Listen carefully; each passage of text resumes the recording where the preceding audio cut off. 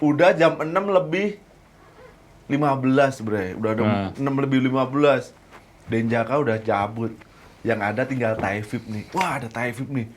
Dari kejauhan lari-lari, ikut dan.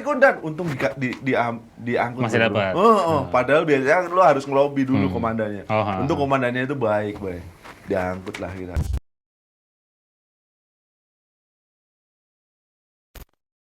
Halo, di kamar gelap kali ini kita bakal ngobrol sama orang yang ditunggu-tunggu banget nih di Oh kamar iya gelap. jelas dong. Gila lo. Pewarta foto senior kompas.com, videografer, influencer. Wih,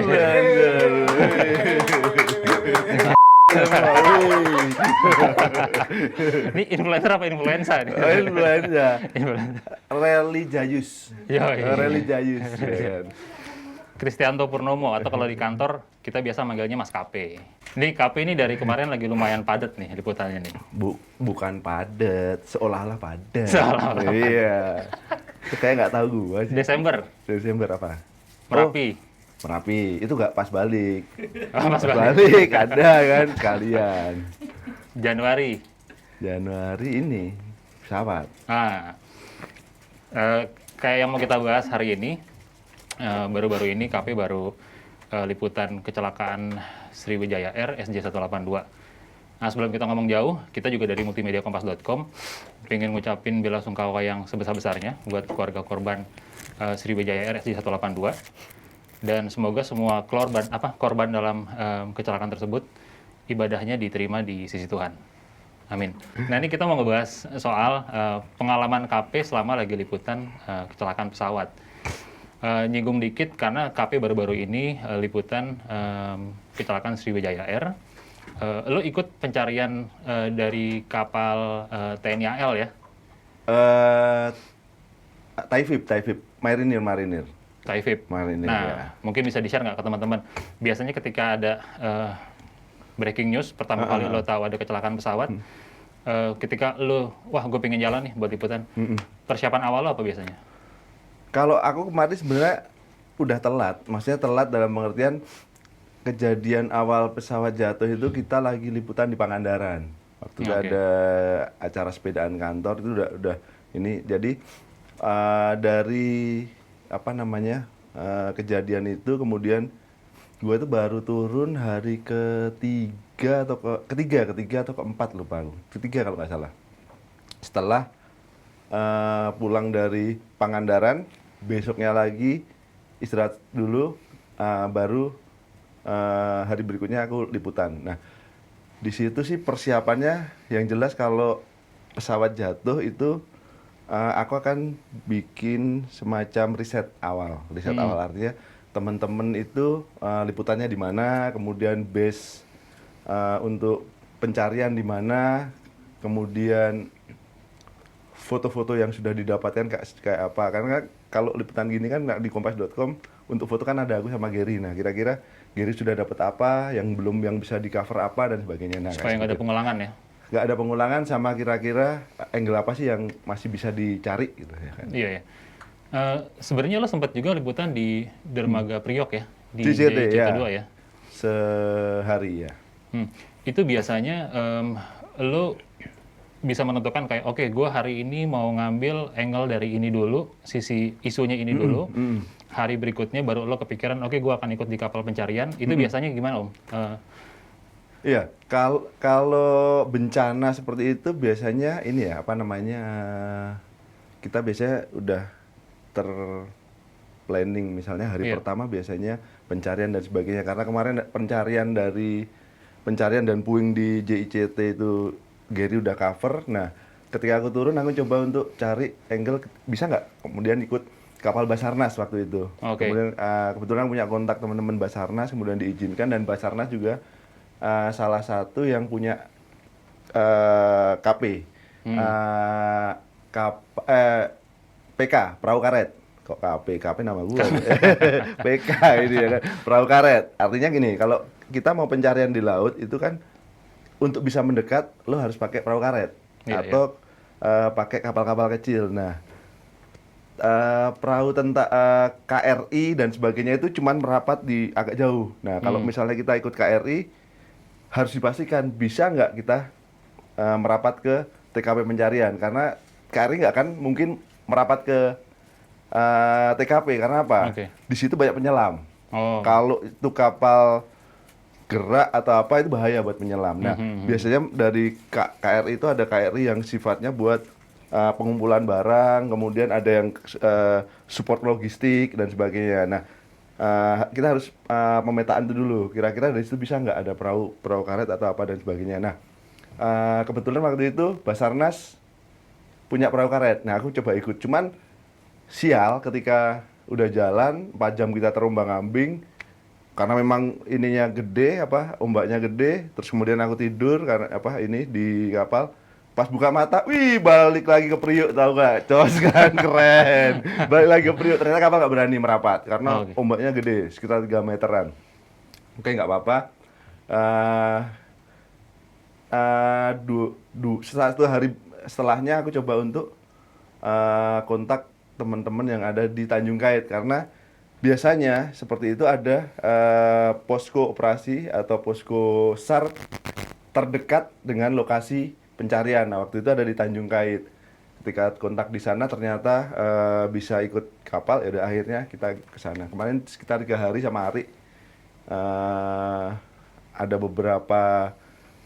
beberapa satuan yang sebenarnya menawarkan untuk bisa untuk ditumpangi kayak Denjaka, kemudian Taifib, kemudian Kopaska, itu sangat terbuka untuk kita ikut, asalkan artinya gini, ketika kita ikut seperti itu, logika kita adalah mereka punya kewajiban atau tugas SAR. Jangan sampai kemudian ketika kita ikut itu kita ngerepotin. Ngerepotin dalam pengertian dikit-dikit minta balik gitu. Kalau memang misalnya dia harus sampai sore, ya udah kita sampai sore ikutin. Muntah-muntah di kapal ya udah nikmatin gitu. Iya. Tapi lo ada pertimbangan sendiri nggak sih, Om? Misalkan dari tadi kan lo bilang ada beberapa yang menawarkan lo untuk ditumpangin tuh. Ada tadi apa lo bilang? Ada Kopaska, ada Taifib, ada Denjaka. Atau mungkin lo ada preferensi, misalkan oke deh, gue ngambil Taifib karena apa, gue ngambil Kopaska karena apa, kayak gitu. Kalau Basarnas itu fokus pencarian adalah korban. Dia jarang ambil puing korban. Nah, kalau ambil korban berarti lo harus siap ketika kecelakaan laut itu lu kuat nggak bau dengan mayat. Itu harus diperhitungkan.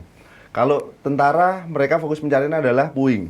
Biasanya puing, kemudian benda-benda yang diambil dari korban. Mereka biasanya jarang ambil mayat. Nah, seperti itu. Dan dari sisi lo, lebih baik lo nggak ikut yang di mana nih? Memang lo memilih untuk yang nggak ikut di pengambilan korban karena memang lo juga nggak kuat untuk bau jenazah segala macam gitu. Enggak juga sih, sebenarnya waktu itu kemudian nggak aku terusan di Basarnas karena berpikir kemudian korban ini mayat ini kan sensitif, kemudian untuk tayang dan sebagainya, paling kita melihat dari kantong jenazah dan sebagainya. Menurutku dari sisi misalnya TNI itu pencarian lewat TNI itu jauh lebih beragam gambarnya karena dia serpihan dan sebagainya, dan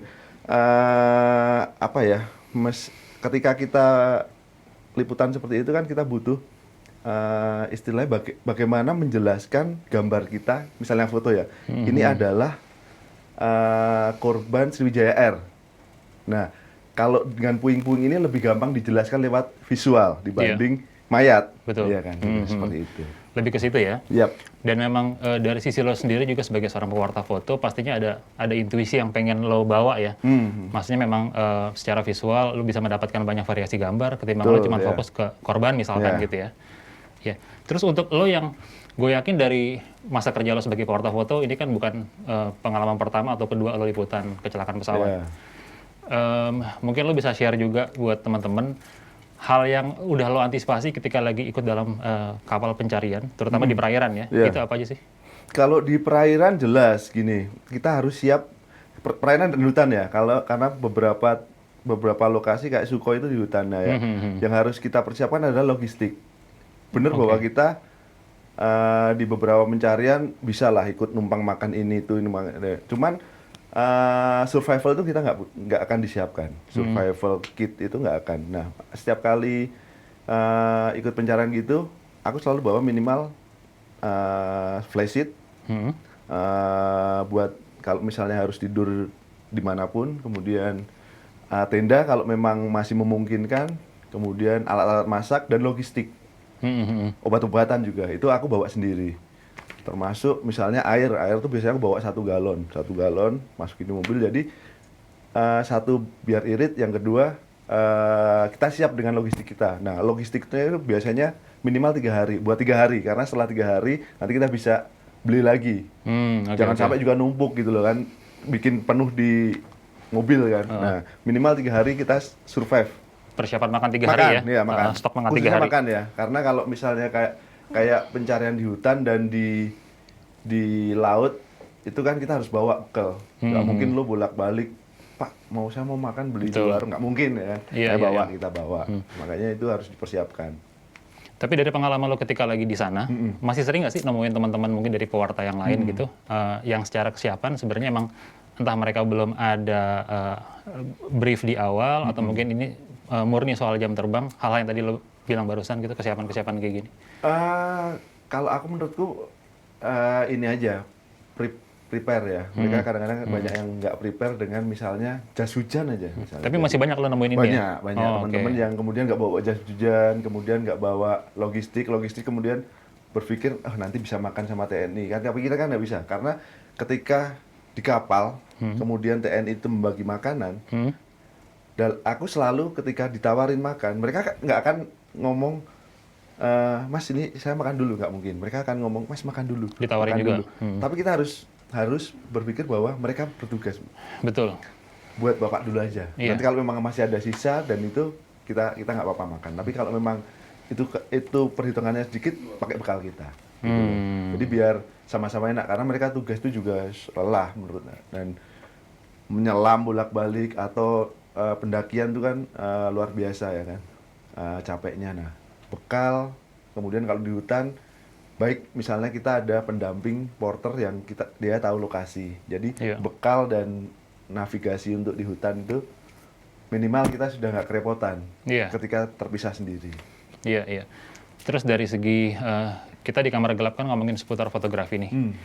Kalau dalam situasi anggaplah dalam lokasi pencarian perairan kemarin ya, soal pengambilan gambar ada pengalamannya bisa di-share nggak? Mungkin soal secara teknis yang bisa lo bagiin ke teman-teman dalam situasi kapal yang terombang-ambing, terus lo harus ngambil gambar dengan steady, dan caranya lo untuk menangkap momen itu semua tuh gimana gitu?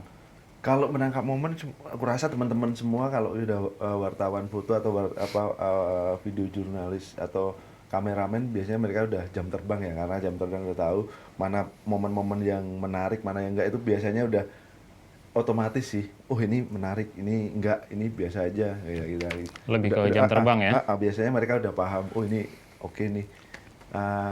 Kemarin yang masih aku penasaran adalah underwater sebenarnya, karena ini kalau underwater cakep nih. Cuman teman-teman kemana ada teman Antara si Cumi itu, udah kepikiran aku bawa GoPro. Cuman memang waktu itu GoPro kantor tuh nggak memungkinkan untuk casingnya untuk dibawa, itu nggak memungkinkan ini.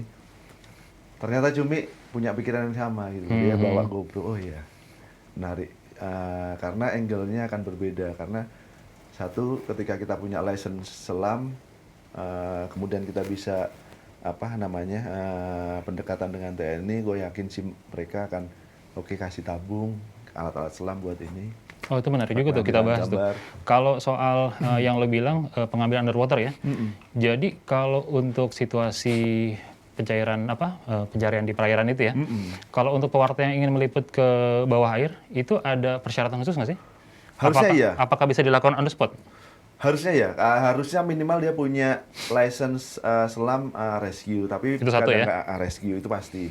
Tapi kadangkala karena kedekatan dengan TNI dan sebagainya gitu, misalnya license kita cuma open water, itu biasanya mereka kasih juga. Yang penting kita tahu protapnya seperti apa kalau penyelaman. Nggak harus menyelam pun sebenarnya itu juga menarik. Artinya angle dari bawah nggak harus nyelam ya, maksudnya dari air aja itu angle-nya sudah berbeda. Nah kemarin angle itu yang masih aku sebenarnya penasaran. Wah, iya ya, bawa GoPro itu keren banget. Cuman memang GoPro kantor waktu itu nggak memungkinkan.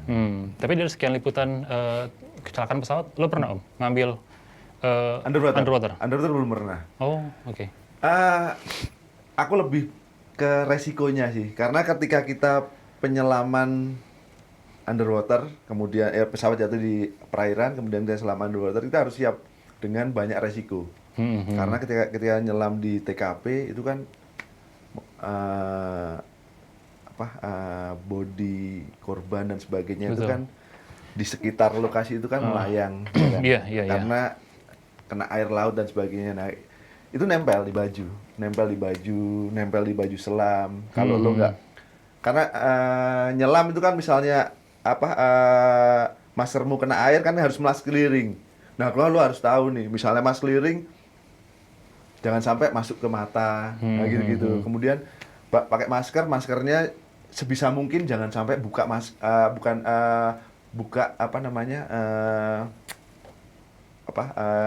alat buat pernafasan ketika nyelam itu jangan dibuka karena ketika kan ada yang masuk itu kan bahaya. Nah, hal-hal semacam itu harus dipahami. Nah, kemarin aku sebenarnya berpikir nggak sampai menyelam sih, cukup di permukaan tapi pakai kamera underwater itu udah keren banget. Itu biasa berapa jam? Dari mulai lo berangkat menuju lokasi, pencarian di lokasi sampai lo balik lagi ke darat? TNI itu rajin banget sih. Jam 3:30 kita udah bangun. 3:30 udah bangun, mandi, makan. Nah, usahakan makan. Karena kalau di laut itu terombang-ambing itu kalau nggak makan muntah-muntah tuh. Itu 3:30 pagi udah bangun. Bangun, makan. Makanya kenapa aku bawa logistik. Belum tentu warung buka. Logistik itu biasanya aku siapin buat pagi. Makan dulu yang penting kenyang. Nanti jam 6 mereka akan berangkat. Jam 6 itu biasanya tank mereka berangkat. Nanti pulang baru jam 5. Jam 5 sore. Lumayan ya? Lumayan hampir lama. Seharian. Itu paling berasa kayaknya ketika pas lagi trik di siang ya. Makasih. Ini Mas Ari kayaknya kemarin belum jam sarapan, gue ngeliat di video Instagramnya udah makan dulu. Udah makan dulu. Gak apa-apa, tapi lebih baik makan. Kalau misalnya lapar lebih baik makan daripada nanti muntah-muntah. Iya. Lebih baik begitu sih, karena banyak teman-teman kemarin TNI kan bilang, yang lain kemarin pada muntah-muntah baru 15 menit udah muntah-muntah, ini seharian nggak muntah-muntah. Ya karena harus makan. Kalau kadang-kadang gini, udah liputan pagi, nggak makan, naik kapal. Bisa dibayangin, muntah-muntahnya itu bukan cuman karena ombak, tapi juga perut lo kosong. Dan TNI itu kan makan baru jam 12. 12 siang, jam 1 ini mereka. Nah, kalau kita mikirin ntar jam 12 baru makan, udah keburu muntah-muntah dulu. Iya. Gue jadi penasaran nih, lo pas dari semua yang lo share ini kan berdasarkan jam terbang lo nih. Ketika lo pengalaman pertama kali terjun di liputan kecelakaan pesawat, lo ada pengalaman menarik nggak? Pernah, Sukhoi. Itu liputan pertama lo Sukhoi ini? Enggak, beberapa liputan. Artinya yang evakuasinya susah ya. Kalau pesawat jatuh ada beberapa kan, sebelumnya ada pelita air yang di mana? Di Pondok Cabe, terus yang itu kan, tapi kan kita bukan liputan yang susah, artinya kita harus jalan jauh. Iya. Yang jalan jauh itu Sukhoi. Jalan jauh. Sukhoi ini kalau gue nggak salah inget 2012 demo flight terus crash di Gunung Salak ya. Iya. Ada teman gue di situ. Kenapa gue pengen banget ngesar? Karena ada teman baik gue di dalam pesawat ya. Teman baik gue ikut di situ, meninggal seminggu sebelumnya. Dia bantuin gue kan mau nulis buku waktu itu, buku foto, terus dia bantuin, cari karena dia penulis. Memang dia biasa nulis buku, menulis. Terus dia bilang, ini aja nih contohnya, ini ntar lo buat gini, ntar gue bantuin deh editnya gitu. Itu kalau nggak salah memang nggak ada yang selamat ya? Nggak ada yang selamat ya? Flight kedua, flight kedua. Flight pertama aman. Iya, flight pertama aman. Crash. Nah, karena ada teman baik gue di situ, gue pengen banget berharap gue bisa nemuin gitu. Dikabarin sore, malam aku jalan sama waktu itu editornya si Fikri, berdua jalan. Janjian, Fikri di bawah, cari berita di bawah, aku naik. Itu karena nggak ada persiapan, aku naik dari Cidahu naik, baru setengah jalan, dapat kontak bahwa lebih enak dari Cijeruk, pindah turun lewat Cijeruk, naik. Nah itu memang, jadi posko di bawah bilang bahwa lokasinya nggak jauh, bisa ditempuh bolak-balik. Pas kita udah naik, udah jam 7 malam, di atas itu ternyata masih jauh lokasinya. Waktu itu banyak teman-teman foto di situ, ada yang lanjut, ada yang enggak. Nah, aku dengan Mas Bia Reuters waktu itu memutuskan enggak, karena satu sudah jam 7 malam, lokasi masih jauh. Kita cuma tinggal bawa air. Kita nggak bawa survival kit, nggak bawa tenda, nggak bawa logistik. Aku bilang sama Bia, Mas, balik nggak, Kak? Kamu balik nggak? Aku balik, sama aku balik, karena kalau nerusin bisa-bisa kita yang dievakuasi nih, karena dingin banget pasti. Udah akhirnya aku berdua balik sama Mas Bea. Yang lain teman-teman jalan tetap nerusin evakuasi. Itu aku sama Mas Bea itu jatuh-jatuh di sepanjang jalan dari puncak tower 1 Salak sampai bawah. Karena memang kita nggak bawa senter, nggak apa-apa, udah sampai bawah itu sekitar jam 10 malaman lah. Ketika perjalanan balik ya? Balik. Itu udah jatuh-jatuh, udah nggak karuan aja. Udah jatuh-jatuh. Nah, besoknya setelah teman-teman itu pulang, itu mereka cerita, dinginnya minta ampun, mereka saling peluk di atas, karena memang udah bayangin, ini dingin banget. Hipotermia ya? Kondisinya waktu itu baju ini basah kan, kira-kira keringetan kan. Biasanya kalau kita pendakian, mau malam harus ganti baju yang kering. Nah, lu nggak bawa loh, bro. Baju kita ini kan basah, pendakian basah. Nah, biasanya kalau kita mau ngecamp itu baju basah dilepas semua, ganti baju kering biar lo nggak hipotermia. Nah waktu itu gue cuman bawa satu baju dan satu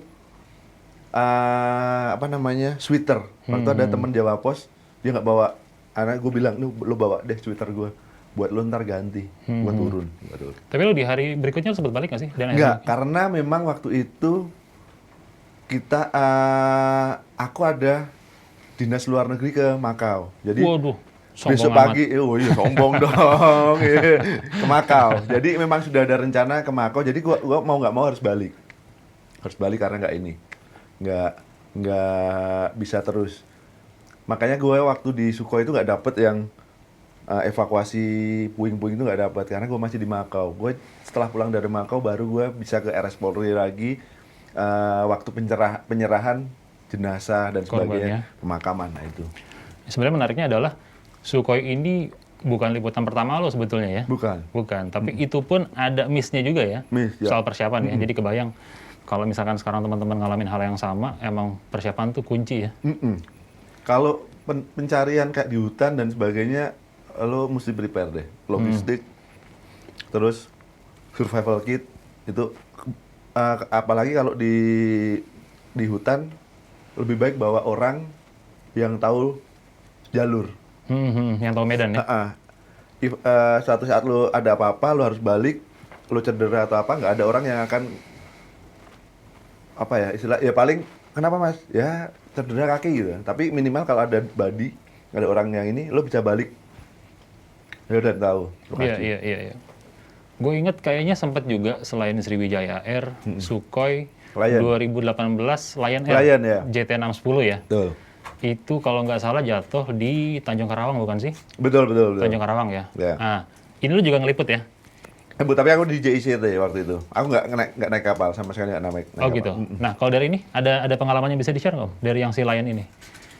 Kalau dari Lion ini karena di JICT ya. JICT itu jadi nggak terlalu susah lah, karena kita bolak-balik. Jadi logistik ya kita masih bisa keluar makan dan sebagainya, itu nggak terlalu susah kalau misalnya di lokasi yang masih bisa terjangkau. Yang susah ketika kita harus ke Tanjung Karawang dengan kapal evakuasi ya, kondisinya akan sama. Lu harus siap makanan, lu harus siap logistik, lu harus siap survival kit, apa buat tidur. Nah, sleeping bag gue selalu bawa. Sleeping bag juga ya. Paling enak sebenarnya hammock, karena lo bisa buat tidur di mana aja. Plus playseat. Peliputan lo dalam tragedi pesawat paling lama tuh berapa hari? Mungkin lo pernah ngecamp, pernah nginep ketika lagi peliputan? 3 hari. 3 hari itu yang Yang kemarin Sriwijaya. Kalau yang lainnya bolak-balik. Kalau iya, yang Sukhoi di Gunung Salak itu 2 hari. Lion Air itu 2018 kalau nggak salah kita masih ada Rodrick ya. Masih. Dan dia ngambil di Pangkal Pinang ya. Oh Sorry, enggak, itu beda kecelakaan ya. Itu AirAsia. AirAsia. AirAsia. Oke. Iya, iya. Itu ada lagi ya AirAsia ya. AirAsia. Kebetulan Rodrik lagi pulang kampung. Oh, Dia iya, paling iya. deket. Ini lo udah lewat, udah nggak Aku waktu itu udah nggak ambil ya? ada tugas kantor apa di mana? Pokoknya nggak di Jakarta. Mau sombong lagi. Oh iya, sombong. Kalau nggak salah apa ya waktu itu Merapah atau jalur mudik gitu loh pokoknya. Oh iya. Jadi gua nggak di Bertabrakan sama Jakarta. itu ya. Nggak di Jakarta. Teman-teman pertama kan nyari di antara Lampung. Ternyata nggak di situ bangkainya. Bangkainya di Kalimantan. Nah, kebetulan Rodik lagi pulang kampung. Itu juga bulan Desember kalau nggak salah. Iya. Oh iya. Bulan Desember. Nah, itu waktu itu kalau nggak salah liputan mudik kalau nggak salah. Aku itu lagi jalan mudik dan kebetulan ada Rodrik. Itu cakep juga itu dia. Dia pulang naik motor dari rumahnya di Sampit ke Pangkalan Bun. Itu lumayan tuh malam-malam. Iya. Naik motor sendiri. Waktu itu dia ditumpangin sama siapa gitu kan. Anak mana itu dia sempat cerita, aku tuh lupa namanya. Anak media lain tuh sampai bilang, "Bro, ini aman nih, Bro, kita naik motor malam-malam." Karena Rodik orang situ ya paham ya kan, maksudnya paham bahwa lu nggak mungkin dirampok di daerah situ tuh nggak mungkin karena itu daerah aman. Nah, hal semacam itu pemetaan lokasi ya itu penting. Jangan sampai kita jalan kemudian malah ini dirampok. Kayak kemarin sempat tuh, gua sama Ari malam-malam sampai Tanjung Kai jam 12 malam. Oke. Tiba-tiba ditepokin orang. Gue pikir temen kan. Dia datang, "Bang, 20.000 dulu dong." Kamu nggak tahu apa? Kita mau liputan. Oh iya. Maaf bang. Kasih lihat tatonya dulu dong. Nggak kelihatan. Nggak kelihatan. Udah. Yang mana? Kenapa Taifib? Tadi belum dijawab. Belum. Kenapa nggak ada Jaka? Kenapa nggak Kopas? Oh iya. Nah, mereka ada pasukan khusus di TNI ya. Taifib dan Kopaska itu relatif lebih gampang. Nah, kalau Denjaka itu elitnya elit pasukan khusus. Orang Kopaska, orang Taifib terbaiknya bisa masuk Denjaka. Nah, pasukan khusus di Denjaka itu biasanya kalau lo liput muka harus diblur, Bro. Karena sebagai pasukan khusus, apalagi lo sebutin anggota Denjaka, lo mukanya lo nggak di-blur, kadang-kadang mereka rewel. Iya. Mas jangan kelihatan muka karena mereka pasukan elit. Nah, dan ada apa ya kayak nggak ini ya, kayak kita nauin aja karena itu pasukan elit. Nah, kalau di Taifib jauh lebih mudah walaupun sebenarnya kalau kamu lihat di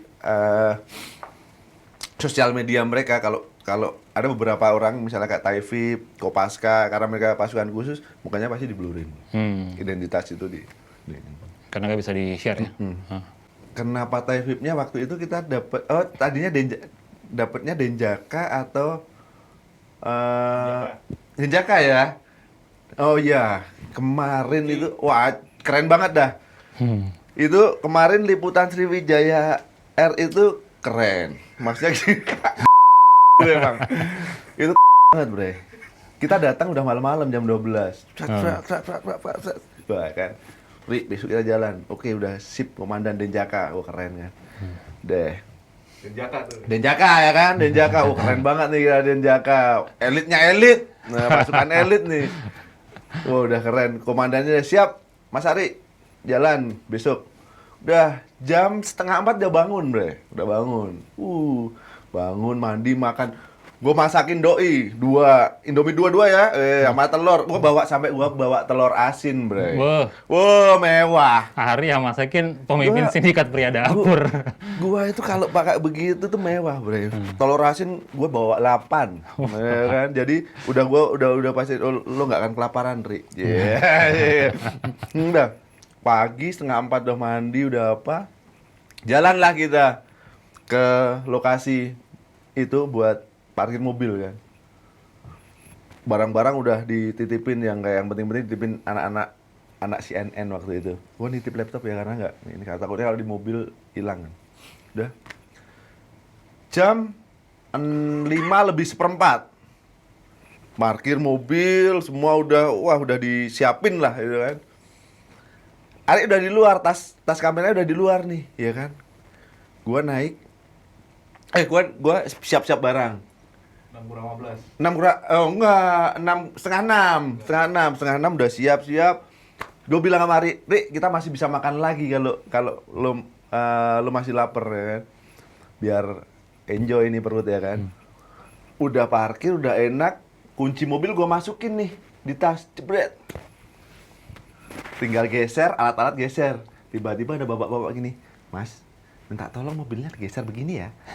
Oke siap, ya kan. Set, alat-alat nggak gue masukin, nggak gue keluarin dong di dalam mobil, jebret. Gue tutup mobilnya, jebret. Kunci di dalam coy.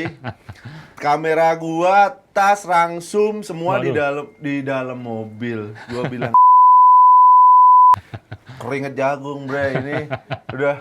Wah, gua udah bilang sama Ari, lo jalan aja udah, lo jalan. Lo kan kamera masih ada. Nggak bro, kita jalan berdua aja, nanti lo ganti-gantian. Terus, wah ini keren kan, heroik, kita ganti-gantian aja, ganti-gantian. Gua udah.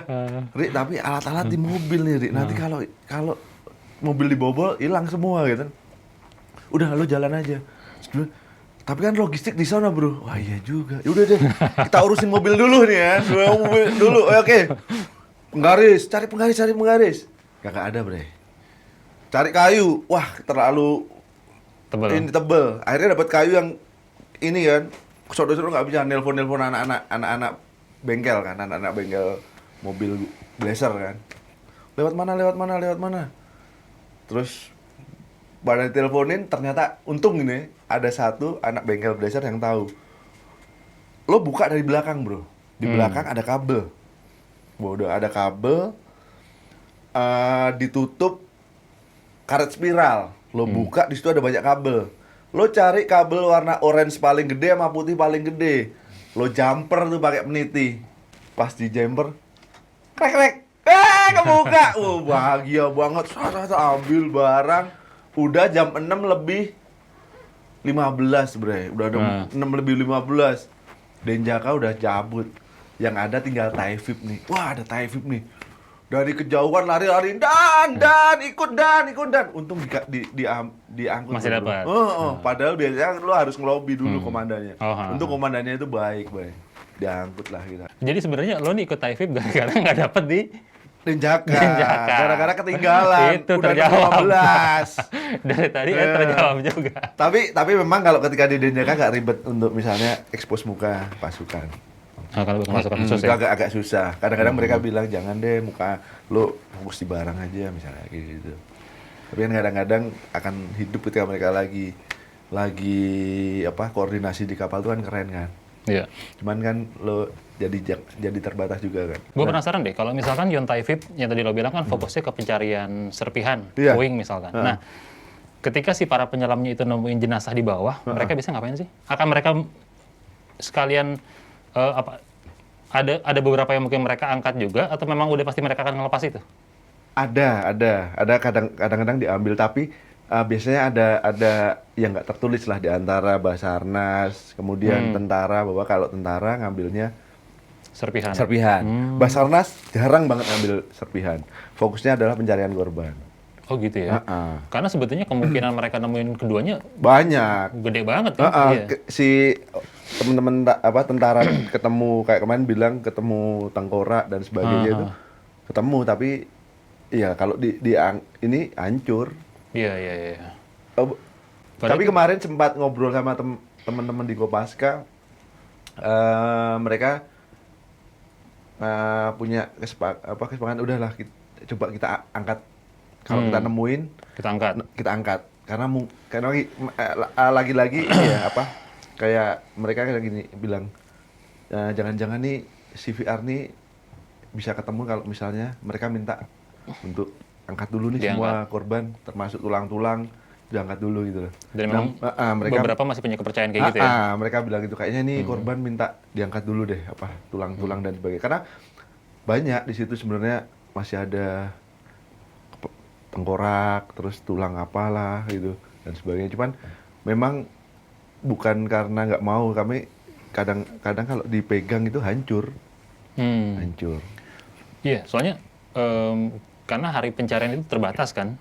Misalkan Iya. periodenya hanya dilakuin selama 7 hari, paling banyak kan kebanyakan Operasi sepekan SAR itu kan? 7 hari. 7 7 hari. ah. Perpanjangan itu 3 hari. Nah, setelahnya itu ada perpanjangan itu setauku itu kesepakatan antara pemerintah dengan Iya, iya. pihak maskapai. Karena setelah 7 tambah 3 berapa? 9. 10. 10 hari itu perpanjangan berikutnya harus ditanggung sama maskapai kalau misalnya ada operasi pencarian, dan itu kan tinggi biayanya. Karena yang belum ketemu CVR ya? Yang belum ketemu. Yang belum ketemu sih, Bang. Kotak casingnya udah sama Udah, baterainya. karena kotaknya Bayangin terpisah loh. kan? Kotaknya terpisah. Bisa jadi itu menurut teman-teman di Taifib itu posisi jatuhnya itu pesawatnya gini, kebalik begini. Balik, dan ini kepalanya dulu nih. Tak. Karena yang masih kelihatan adalah ekor. Serpihan ekor. Bentuknya Masih ada, tapi kokpit itu udah nggak susah dicari bagian kokpit ya. Bisa jadi dulu, gitu. Dan kenapa mereka memperkirakan begini? Karena bagian kayak roda dan sebagainya itu ada di tumpukan atas. Di tumpukan atas. Baru puing-puing yang lain. Kalau misalnya posisinya begini kan, roda biasanya di bawah kan. Ini Iya. roda dan sebagainya ada di atas. Dan bisa jadi jatuhnya begini. Dan pesawat kan panjangnya kurang lebih 50-60 meter ya. Nah, laut itu dalamnya cuman 18 atau 15 meter. 18 meter. Ini Boeing ya? Boeing. Boeing, 15 ya. meter atau 18 meter kalau nggak salah, kemarin aku denger itu 18 meter. Lo bayangin aja lo, bro. Lo masuk ke laut dangkal nih. Bilang Iya, iya, iya. pesawat tuh pasti ngantem. Iya. Karena ada ininya, ada bekas kemarin diliatin video underwaternya, ada bekas Slidingnya. slidingnya. Hmm. Gitu. Jadi memang sampai hantem ini ya, dasar. Si KP itu nggak lama setelah liputan posting di media sosialnya ada beberapa kartu identitas ya, Ya. dari korban. Cuman rata-rata dari si kartu identitas ini tuh di bagian wajahnya hilang, rusak, patah Iya, ya. patah. Gimana, Bang? Nah, aku nggak tahu sih ada ininya atau nggak ada hubungannya atau nggak, tapi nggak tahu ya. Tapi semua mukanya itu nggak ada. Maksudnya di pas muka itu patah. Termasuk ada identitas yang ternyata dia identitasnya itu kebawa istrinya apa ya. Tapi dia masih hidup tuh. Dia ternyata yang nungguin istrinya di Pontianak, yang kayaknya yang anaknya 3, anaknya 2 apa 3 ya, sama istrinya meninggal semua kan. Itu ada identitas, Pak. Itu ternyata dia masih hidup tuh. Itu juga hilang di bagian muka tuh. Nah, aku juga bingung, bro. Iya, iya. Ya kan? Kebetulan Aneh lah ya. Loh, itu di dalam dompet loh. Di dalam dompet, pas dibuka gitu, di muka, pas muka loh. Yang lainnya itu ini, apa namanya, masih utuh. Cuma Iya, pas iya. itu bisa muka. Misteri nggak loh? Itu tadi sharing pengalaman dari KP saat ngeliput kecelakaan pesawat. Ya. Thank you, KP. Apanya yang thank you?